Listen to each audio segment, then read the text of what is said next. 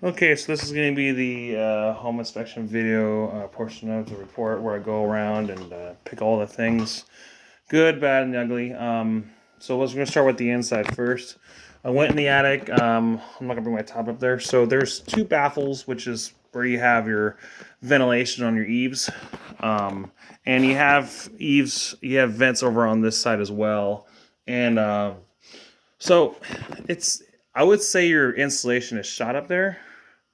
It's definitely compressed and something to look into.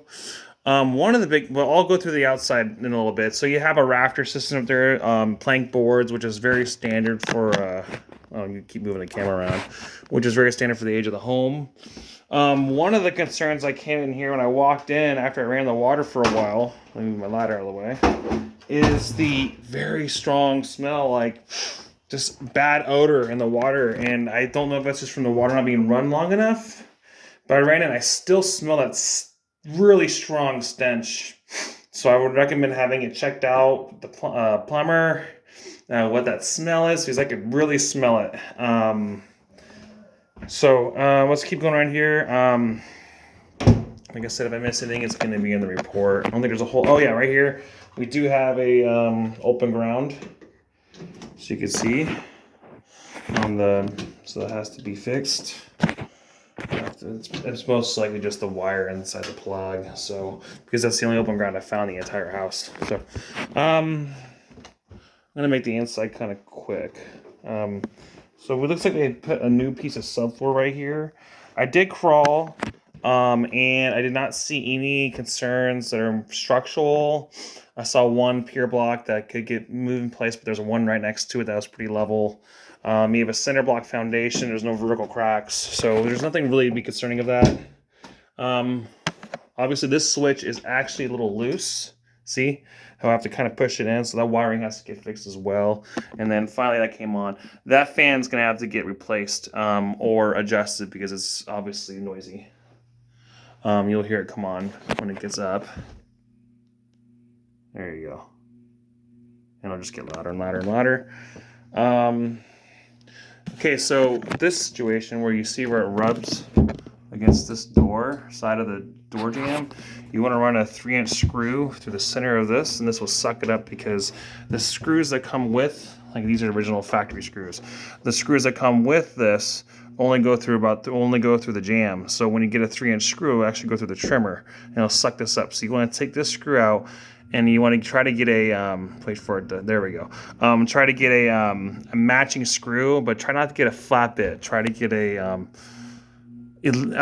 like Phillips still sucks, but I mean at least try to get at least a Phillips. If not, try to get a square bit, and then you'll suck that thing up, and it will drive that, and the door will go this way, and it will lock easier.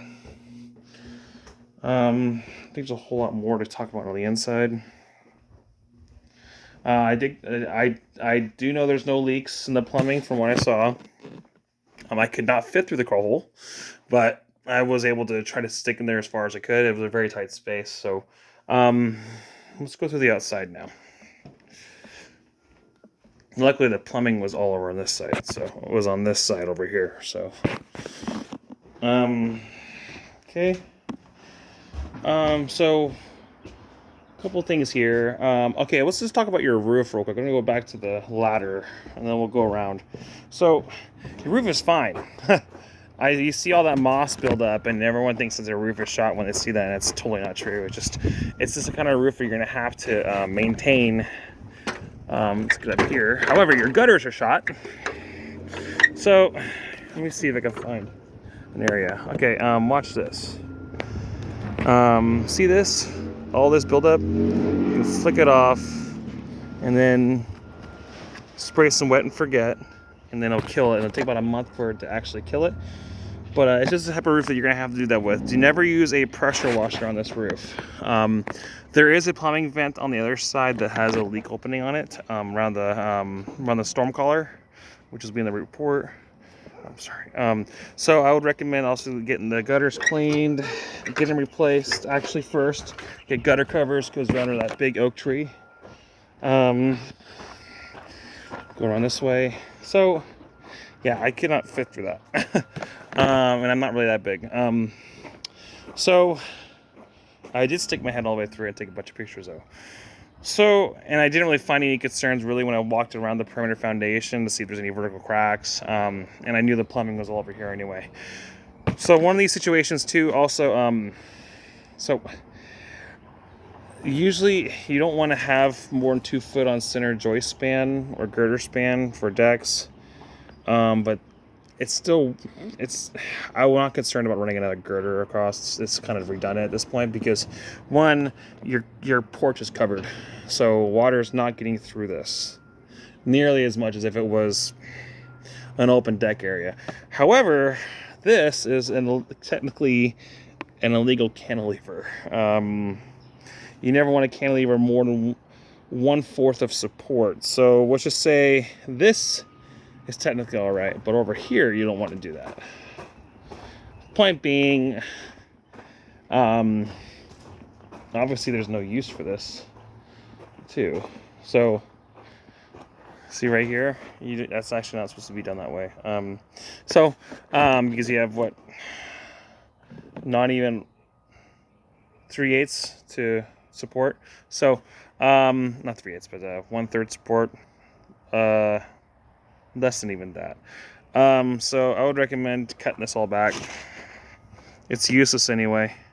People shouldn't be standing on this anyway, and it's going to kind of cause issues with your joist members underneath and your girder members. So, let me double check. Yeah. So I would get a contractor to run a skill saw all the way down.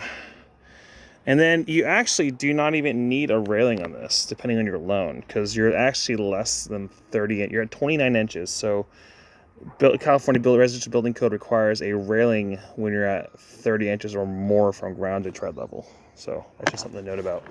Obviously, you can see here we got leaks on your gutters.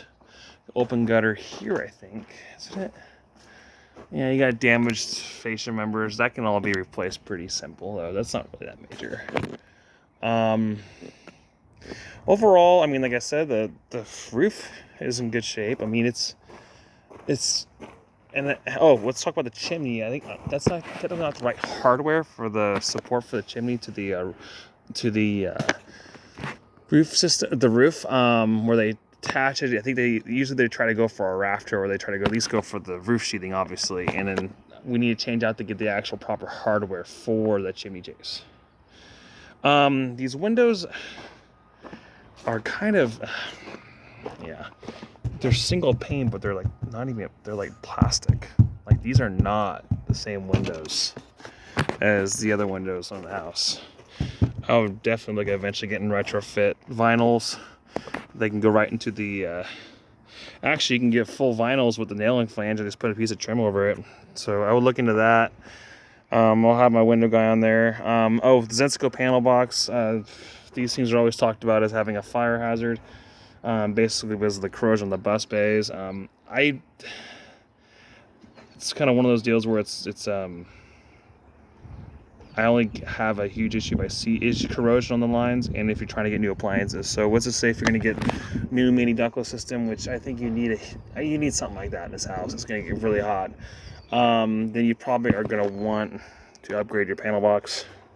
But then again, if you're only drawing, so anyways, I would say that obviously we got gutters issues here. Gotta replace them. We got leaks on the elbows and everything. Other than that, everything else will be in the report. All right, thank you.